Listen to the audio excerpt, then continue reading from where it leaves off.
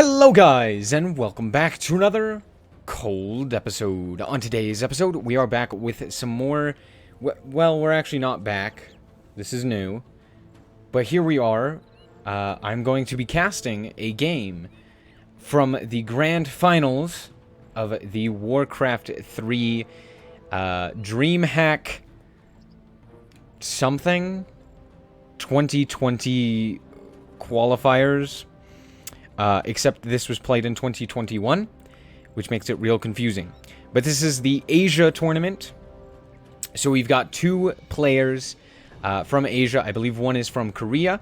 This guy right here, Lin, playing Orc in the red. And his opponent, also playing Orc in the blue, is Fly. So... Fly100% and Lin. This is grand finals, as I mentioned, and Fly is from China. Mentioned previously, Lin is from Korea. But yeah, here we go. We're going to just immediately start going into this, and I'm gonna actually speed up the start here because it's pretty stock standard. Nothing too special is happening here. Something interesting though that's happening immediately is that a burrow comes down for Lin pretty quickly. And then the barracks comes up for Fly, whereas the barracks does not come up. Instead, a war mill comes up, which means that Lin is instead going to go for the Farseer Headhunter build, whereas Fly is going for the classic Blademaster Grunt build. So... with that, it should be pretty interesting. Two different builds going up against each other, which I like to see. I like to see the variety. Since it is a mirror match, it is quite exciting to see. The barracks is almost finished here, but we've still got quite a bit of time. Here comes the barracks for Lin now as well. We've got the 3 on lumber. You do need some more lumber in this build with the headhunters. They do require lumber. But it actually turns out that there's more lumber for Fly, which is rather interesting. I'm not too familiar on how the builds should be working, nor how much lumber is required for each one. But we've got the shop coming out down here so that he can purchase something with, or he can sell his TP with the Blademaster and get some more gold and get some better items from the shop down here. He can get the Circlet of Nobility, but he's also allowed to pull these guys closer to him and have the shop closer. And then over here, we've got the Farseer start with the Wolves. Obviously, they're both going to creep the same spot. Pretty simple out here at the moment. Nothing too special. The second burrows, well, only one burrow has come down, actually, for Fly, and then goes for the immediate Great Hall tech. So that's interesting, whereas we got the second burrow for Lin, so that's a bit more interesting. But here comes the Blademaster to the other side of the map, and he's going to immediately see that it's actually Farseer Headhunter, which I wonder how he's going to respond to this. Obviously, he's going to start attacking these headhunters as quickly as he can, tries to get as much damage as he can. The peon goes into the burrow to add in as much damage as he can. Right now, Lin's job is to just keep these headhunters alive. Overall, the more you get, the more damage you're obviously going to be able to have, but also they deal a lot more damage than the orcs would. And oh wow, he props the Spreed Scroll in order to catch the Farseer, and does he get it? He gets the Farseer. Oh, does he get out? Yes, he still had enough mana for a Windwalk, so he's able to get out. But wow, that was incredibly close. The Farseer does go down. Both the Headhunter, or sorry, not the Headhunter, the Grunt and the Blademaster were on low health, but I think all of the... No, another Headhunter also went down, so that was a really good trade for Fly there. Keeping both the Grunt and the Blademaster alive while still being able to pick off the hero, which slows down creeping quite a bit, as well as getting the Headhunter there as well. So a pretty good start here for the Blademaster build. However, I do believe that in the mid-game, the Farseer is going to do a little bit more, because it's going to be Farseer into TC, or Tauren Chieftain, which will give him access to stun, whereas The Blade Master is going to have heals through, or the Blade Master player is going to have heals through the Shadow Hunter. So, but here we go. Blade Master is out on the map creeping again, and so is the Farseer. The first level, level 1, is pretty easy to come back from. It's very cheap to repurchase the hero, as well as just it builds really quickly. So he's back on the map pretty quickly after dying. But Blade Master does get level 2 here pretty quickly. He's pretty close, only about 50 experience away from level 3, and that level 3 is going to be pretty big, allowing him to get either Windwalk level 2, or I have seen a few different players go for the crit level 2. We've got more creeping over here. There's level 3 for the Blade Master. Pretty nice, I do say.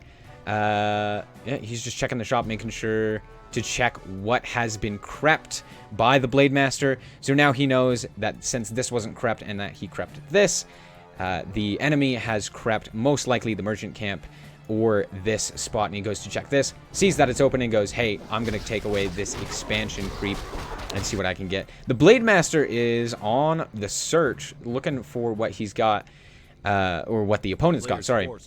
And in his inventory, he's got the Circlet of Nobility, the Pendant of Mana, and the Gloves of Haste. So not the greatest. This Pendant of Mana will be transferred over to the Shadow Priest. Shadow Hunter, whatever it's called, I forget. So that's not great on the Blade Master, but it is pretty good for his second hero. Whereas we've got the Gloves of Haste, the Scroll of TP, the Wand of Mana Stealing, and the Gloves, or the Ring of Protection. None of these are necessarily great, other than obviously the Scroll of Town Portal, which you start with. But yeah, we've got creeping from both expansions, but the opposite of expansion from what you would expect. So that's interesting. What did he get from that? I think he got another Gloves of Haste. Okay, here we come. Here comes the Shadow Hunter. That's what it's called. He's going to finish up the creep here. And then harassment comes in from the Headhunters. Lots and lots of Headhunters. As you can see, we've got a few Grunts, some Mercenaries, and a Shaman to kind of take this out. But he's going for the Burrow. Oh, it looks like the Burrow is going to be safe due to the mass repair from the Peons. And a lot of these Headhunters are going to go down. That's level 2 for the Shadow Hunter. And Nazgrel has to TP out. Lynn, sorry, has to TP out. Wow. Okay. That was a pretty good hold. He did have to repair quite a bit. But overall, level 2 on the Shadow Hunter from that is pretty nice.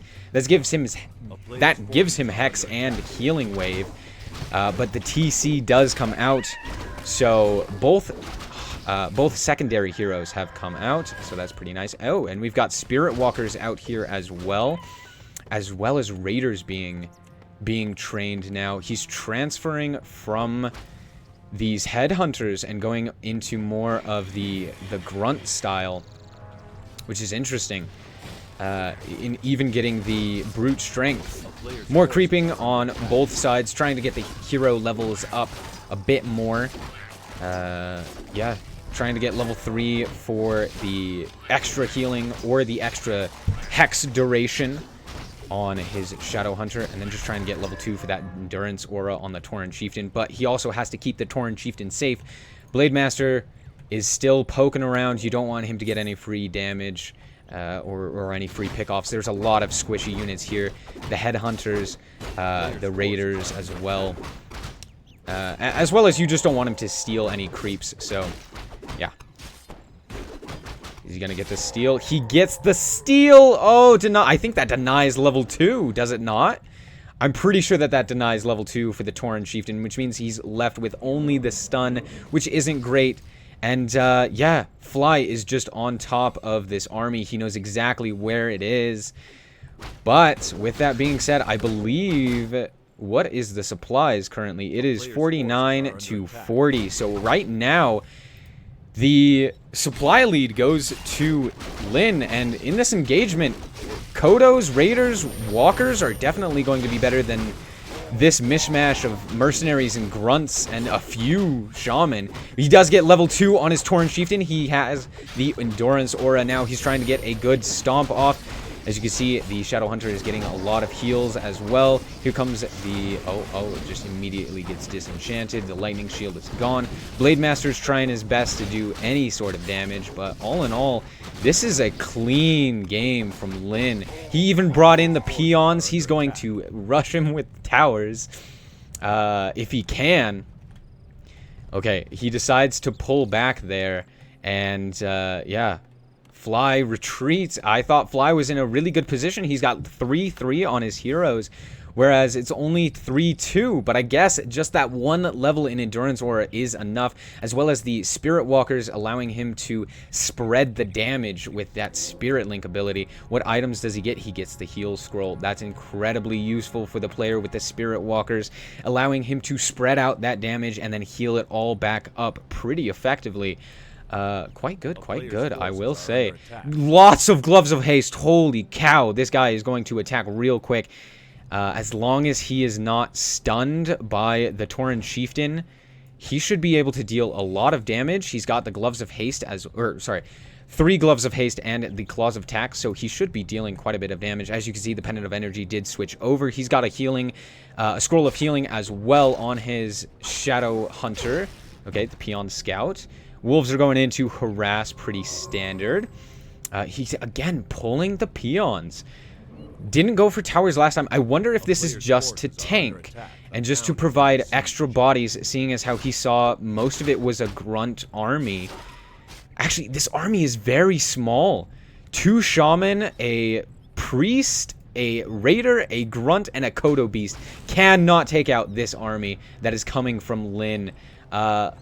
Just the headhunters alone are quite a lot of damage, not to mention the ensnares from the raiders is going to be quite a lot. Takes out the shop there. What are you gonna do there, Fly? What answer do you have? He's got another shaman, but all in all, it really has to come down to what this Blade Master can do. This Blade Master needs to get a lot of really good crits, but there's a good stomp. He hits only a shaman and a priest, though. Not too great. The healing wave comes out. Did that Kodo eat? That Kodo did eat the front line in the grunt. So that's pretty good. Another big stomp. Actually, that was basically only onto 1. But the Kodo Beast did go down from Lin. Fly100 with 2 Kodo Beasts on the field. And with the heals. But overall, just the Spirit Link on the peons and everything, just keeping them alive. Level 4 on the Farseer. I think this is basically over. There's nothing left. There's nothing for Fly to do. His Blade Master couldn't deal enough damage. Still isn't even level 4. Okay, there's level 4. But he's going down, and that's it. Blade Master is down, and I believe that is GG. That's the end of the replay. Wow. Well, there you go. Fly with a pretty good early game, but it overall just didn't matter. Impressive. Yeah, the level, they had basically parity when it came to the levels at the end, even though Fly was in the lead when it came to the hero levels. Anyway, that's going to be it for this episode, or for this game. I will be doing games 2 and 3 as well of the finals.